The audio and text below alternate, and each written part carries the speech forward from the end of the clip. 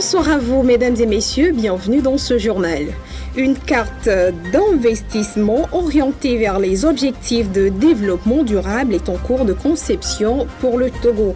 Quels sont les objectifs de celle-ci? Comment va-t-elle fonctionner? Éléments de réponse à suivre dans ce journal. La politique agricole de l'UEMOA adoptée depuis 2001 pour régir la coopération régionale sera également abordée dans cette édition. Bien qu'elle offre des avantages, il se trouve que celle-ci présente également des failles sur lesquelles il faudra mener des réflexions. La Banque africaine de développement a levé les sanctions financières imposées au Gabon au lendemain du coup d'État du 30 août. Juste en début de la page internationale, vous aurez plus de précisions concernant cette nouvelle décision de la BAD.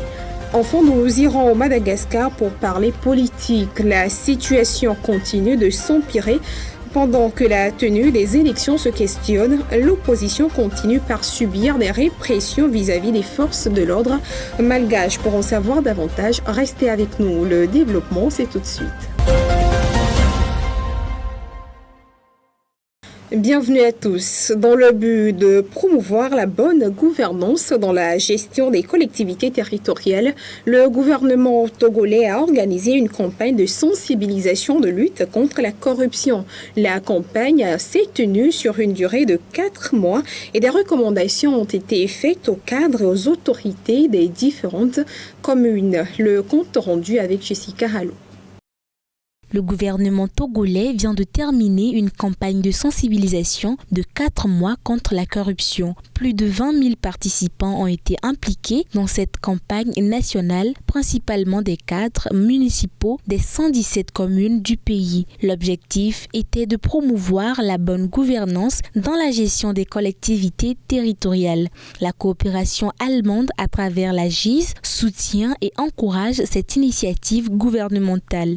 À la fin de cette tournée, plusieurs recommandations ont été faites aux cadres et aux autorités des différentes communes à destination du gouvernement et de la haute autorité. Il est important de souligner que le gouvernement togolais a récemment mis en place une stratégie quinquennale de prévention et de lutte contre la corruption et les infractions similaires. Cette stratégie, qui couvre la période 2023-2027, repose sur 3 axes: le renforcement du cadre juridique et institutionnel, la mobilisation de la population et des actions visant à renforcer l'intégrité et la transparence au sein de l'administration publique. Toutes ces actions témoignent de la détermination du gouvernement togolais à améliorer la gestion des collectivités territoriales. En résumé, la campagne de sensibilisation contre la corruption au Togo s'est achevée après 4 mois d'efforts. Le gouvernement togolais a établi une stratégie quinquennale pour prévenir et lutter contre la corruption en mettant l'accent sur le renforcement du cadre juridique, la mobilisation de la population et l'amélioration de l'intégrité et de la transparence dans l'administration publique. Ces actions témoignent de la volonté du gouvernement de promouvoir une gestion plus efficace des collectivités territoriales.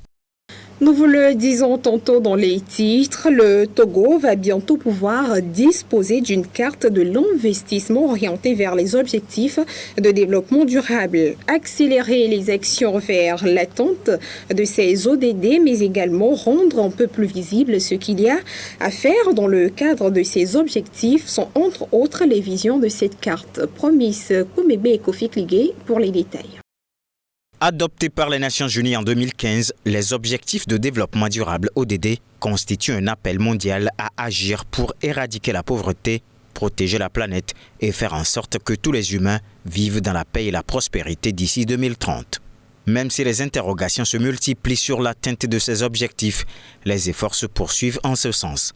Les interventions dans un domaine pouvant affecter les résultats dans d'autres, les pays se sont engagés à accélérer les progrès pour ceux qui sont le plus en retard pour un développement équilibré impliquant tous les aspects sociaux, économiques et environnementaux. Au Togo, le ton vient d'être donné pour la mise en place d'une carte de l'investissement orientée vers les ODD. L'idée pour le pays est d'une part de contribuer à accélérer des actions et d'autre part de rendre plus visible ce qui est possible d'être fait dans le cadre de ces objectifs. Il sera question de collecter les données des structures et institutions, aussi bien du public que du privé, et les mettre à disposition sur une plateforme agrégée au niveau mondial.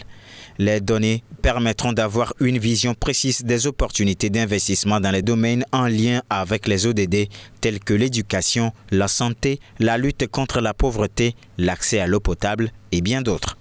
En effet, ce projet conjoint du ministère de la Promotion de l'Investissement et le PNUD va permettre d'accélérer l'accès à l'espace financier du pays dans la mise en œuvre de ses ambitions et mettre en place une plateforme de dialogue et de mobilisation des ressources. Une nouvelle ère, dit-on, pour le pays qui œuvre à renforcer sa politique de promotion et d'attraction des investissements directs étrangers IDE, mais aussi à débloquer le potentiel du secteur privé local. Et puis nous parlons croissance verte également dans ce journal. Le pays a rejoint l'Institut mondial de la croissance verte. Cette adhésion lui garantit un soutien pour les politiques et projets écologiques, renforce sa lutte contre le changement climatique et lui favorise la coopération internationale. Les détails dans cet élément d'Harold Mintin-Ato. Le Togo vient de devenir le 48e État membre de l'Institut mondial de la croissance verte, GGGI, une organisation qui aide les pays à adopter des pratiques économiques plus respectueuses de l'environnement. Le Togo rejoint ainsi des pays comme le Royaume-Uni, la Norvège et l'Éthiopie. Cette adhésion signifie que le Togo recevra un soutien technique et financier du GGGI pour mettre en place des politiques et des projets en faveur de l'économie verte. L'Institut possède en effet une grande expertise dans les domaines tels que l'énergie, l'agriculture durable et la gestion de l'eau. De plus, le Togo pourra renforcer ses compétences dans la lutte contre le changement climatique grâce à des formations et des échanges de bonnes pratiques. En devenant membre de l'Institut, le Togo pourra également renforcer sa collaboration avec d'autres pays membres et des partenaires internationaux importants tels que le Fonds vert pour le climat, la Banque mondiale et l'Union européenne. Le pays pourra également participer à des forums et à des événements organisés par le GGGI. Et il est important de noter que le Togo a déjà mis en place des projets en ligne avec la vision de l'Institut, comme la promotion de moyens de subsistance durables pour les communautés rurales, tels que l'apiculture, la valorisation des noix de karité et le levage des ruminants, avec le soutien de l'UNESCO. De plus, le Togo a adopté une loi sur la lutte contre le changement climatique qui établit les principes, les objectifs et les acteurs de sa politique nationale de lutte contre les changements climatiques, y compris des mesures d'atténuation et d'adaptation. Société, le pays répond à son déficit de logements en lançant la construction de 20 000 logements sociaux à Kpomé, ce qui marque une avancée significative dans la lutte contre le problème de logement. Harold Mintin-Ato nous en dit un peu plus. Le Togo, confronté à un grave déficit de logement, se mobilise pour répondre à la demande croissante. Selon les statistiques, le pays souffre d'un manque de 500 000 logements, dont 100 000 dans sa capitale Lomé. Pour pallier à cette situation, le gouvernement togolais a entrepris un programme de construction de 20 000 logements sociaux d'ici à 2025 qui a débuté en septembre 2023. Le projet de construction de logements sociaux est supervisé par le ministère de l'Urbanisme, de l'Habitat et de la Réforme foncière du Togo. Il vise à offrir 20 000 logements abordables et décents à la population togolaise, en accord avec la feuille de route gouvernementale 2020-2025. Un pas significatif a été franchi lors d'une réunion tenue le 3 novembre 2023 à Lomé, où le rapport intermédiaire du schéma directeur d'aménagement et d'urbanisme du site de Kpomé, s'étendant sur 1177 hectares, a été provisoirement validé. Ce schéma directeur jettera les bases de l'amélioration et de l'adoption du plan d'aménagement de la région. Pour bénéficier de ces logements sociaux à Kpomé, les critères incluent la nationalité togolaise, le statut de fonctionnaire de l'État, l'expression du besoin de logement social en remplissant une fiche d'identité acquéreur, ainsi que la collaboration avec l'une des banques partenaires du projet. De plus, les acquéreurs à revenus intermédiaires, modestes ou faibles peuvent opter pour la stratégie de location-vente.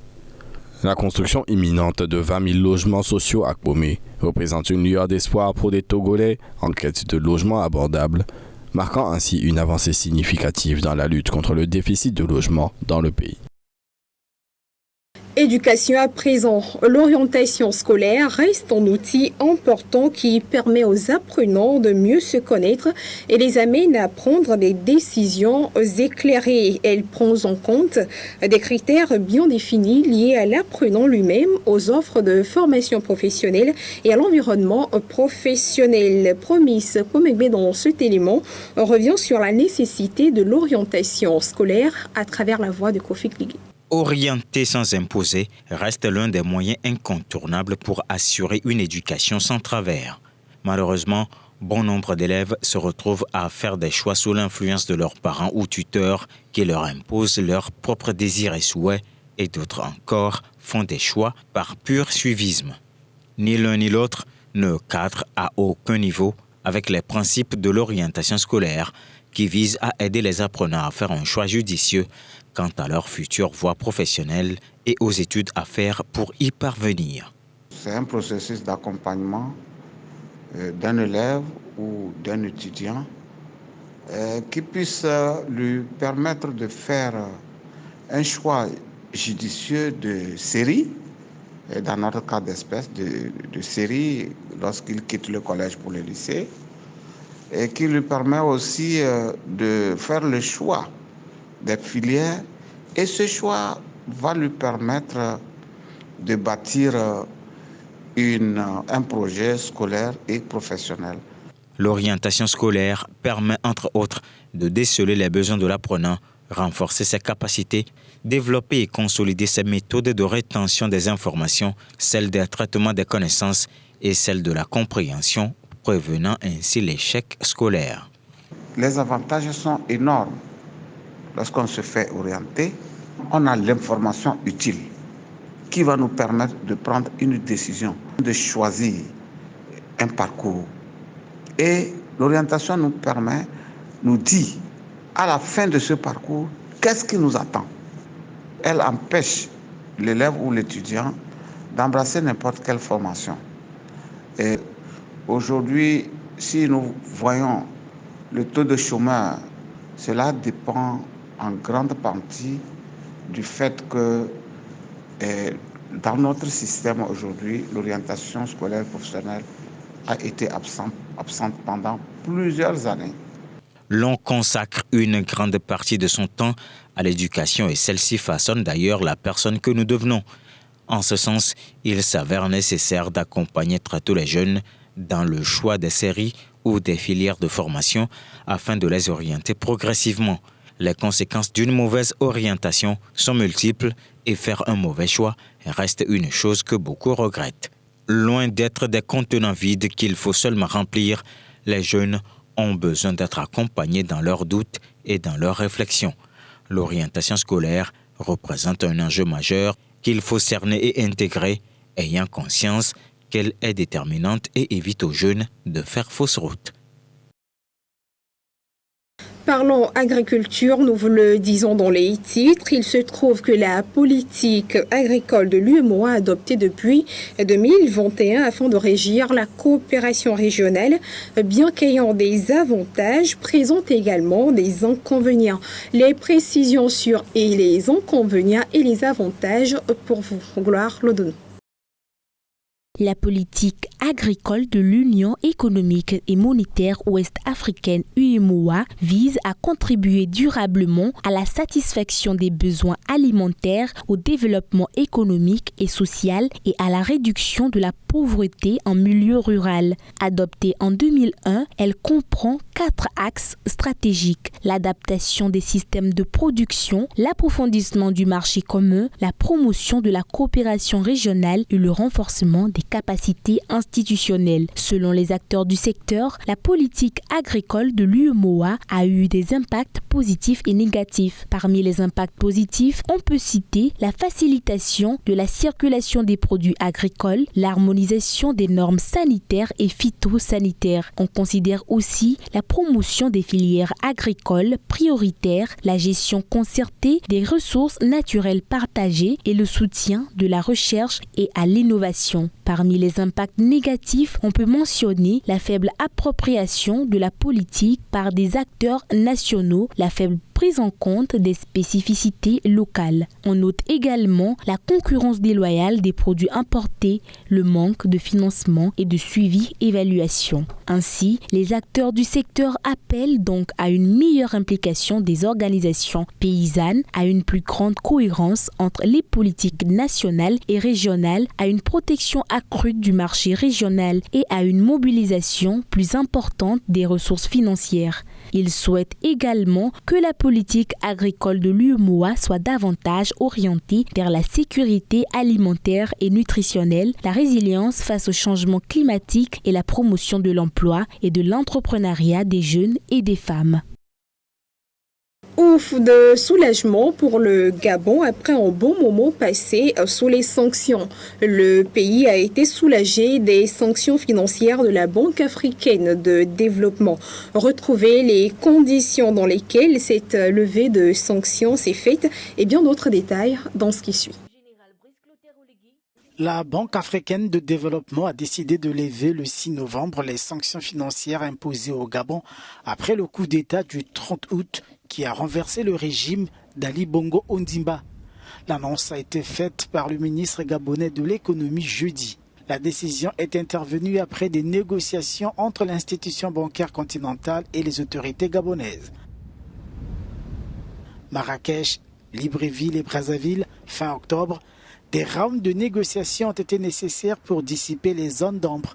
Le Gabon s'engageait dans la capitale congolaise au plus haut niveau à assurer ses arriérés de paiement auprès de l'institution panafricaine, relançant dans la foulée sa coopération avec la BAD. Au Gabon, la Banque africaine de développement finance un important projet d'adduction d'eau dans plusieurs villes. Dans Libreville, la capitale, la BAD devient la première institution à lever les sanctions infligées au Gabon depuis le coup d'État contre Ali Bongo il y a un peu plus de 2 mois. Direction Kenya, où hier, dans la capitale, des écologistes engagés ont tenu une manifestation. Ces derniers demandent la réduction de la production des plastiques, celle-ci étant l'une des principales causes du réchauffement climatique. Plastique équivaut à une perte de la biodiversité. La vie dans la plastique n'est pas vivable, peut-on lire sur des pancartes. Suivez plus de détails sur cette manifestation. Il précise d'une rencontre de négociation de traité mondial sur les plastiques. À la veille d'une réunion visant à négocier un traité mondial sur les plastiques, des centaines de militants écologistes ont défilé samedi à Nairobi, la capitale kenyane, pour exiger des réductions drastiques dans la production de cette matière. Le but de l'événement aujourd'hui est de souligner la réduction des plastiques et la nécessité de cela dans le traité. On parle beaucoup de solutions en fin de pipeline, dont nous n'avons pas besoin pour le moment. Investir dans davantage de ces solutions détourne l'attention de ce que nous devons réellement faire. Nous possédons les connaissances historiques et également la profondeur historique du contrôle de la pollution plastique. Nous sommes au cœur du recyclage et je crois que notre contribution, nos voix devraient servir de base à ce traité.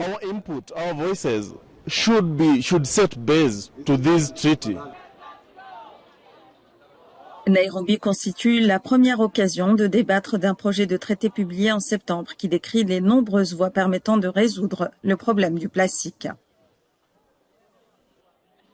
La pollution plastique affecte tout le monde. Depuis le moment où nous extrayons du pétrole, du gaz ou du charbon pour fabriquer du plastique jusqu'au moment où nous exportons des déchets vers des pays tiers, où ils finissent par être brûlés ou jetés dans des décharges. Elle affecte la santé des gens, la santé des écosystèmes, l'environnement, la capacité des gens à décider de ce qu'ils veulent. Parce qu'au lieu d'y penser, ils sont occupés à nettoyer le monde. Nairobi est la 3e des 5 sessions d'un processus accéléré visant à conclure des négociations l'année prochaine, afin que le traité puisse être adopté d'ici la mi-2025. La production mondiale de plastique a plus que doublé depuis le début du siècle pour atteindre 460 millions de tonnes. Et on descend en Afrique du Sud. Pendant que les conflits entre le Hamas et l'Israël se poursuivent, les soutiens à l'endroit de la Palestine se poursuivent également. Ce samedi en Afrique du Sud, une manifestation a eu lieu. Les manifestants sud-africains sont allés loin en exigeant le départ de l'ambassadeur israélien dans le pays. Retrouvez plus de précisions dans ce reportage. Des milliers de Sud-Africains ont manifesté ce samedi en soutien aux Palestiniens vivant à Gaza après le bombardement continu de l'armée israélienne contre l'enclave. Les manifestations ont été dirigées par des membres du clergé de différentes confessions qui ont exigé l'expulsion de l'ambassadeur israélien. Alan Boesak, emblématique religieux anti-apartheid, a appelé à la fermeture de l'ambassade de l'État hébreu. Fermer l'ambassade de cet État d'apartheid qui mène depuis 75 ans une guerre d'extermination contre notre peuple. Cet État d'apartheid qui ne peut cesser de tuer des enfants. Fermez-la pour chaque enfant palestinien dans un cercueil et pour chaque passerelle de terre volée à notre peuple en Palestine.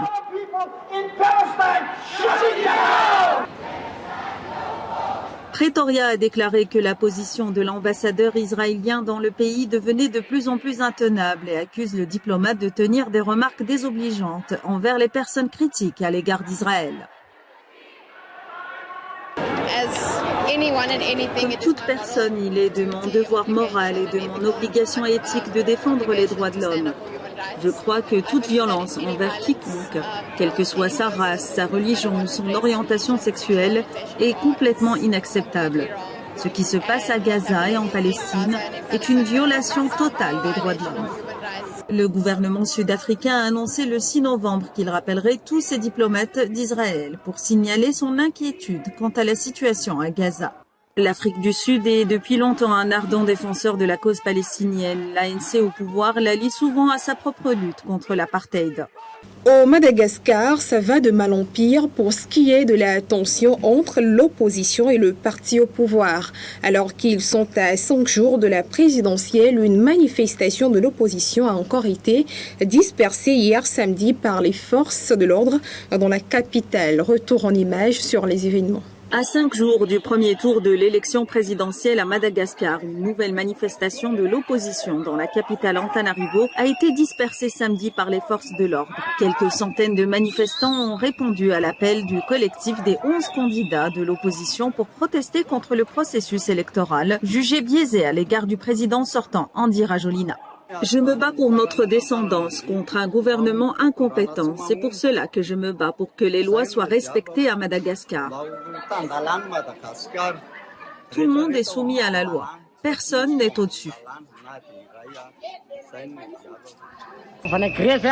Nous nous battons pour notre pays. Nous luttons contre l'injustice dont Andy Rajoelina est responsable. Ces gendarmes sont toujours sous ses ordres. C'est pour cela que nous manifestons.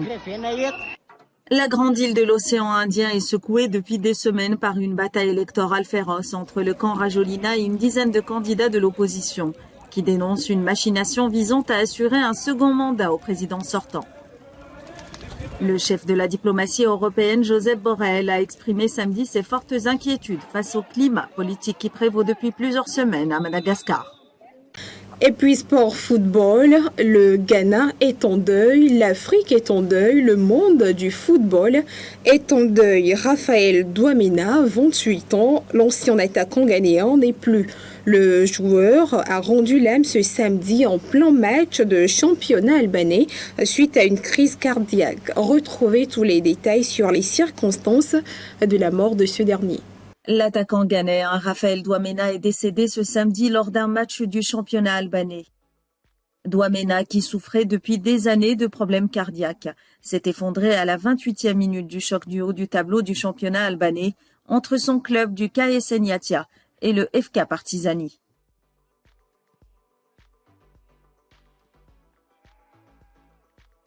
Le joueur, qui compte 8 sélections avec les Black Stars, n'a pas pu être réanimé et est décédé à l'âge de 28 ans.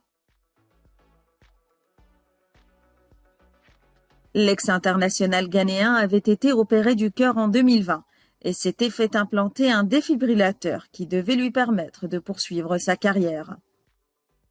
Après cette intervention, Dwamena avait pu évoluer au Danemark, en Autriche et en Suisse, avant de rejoindre l'Albanie en 2023.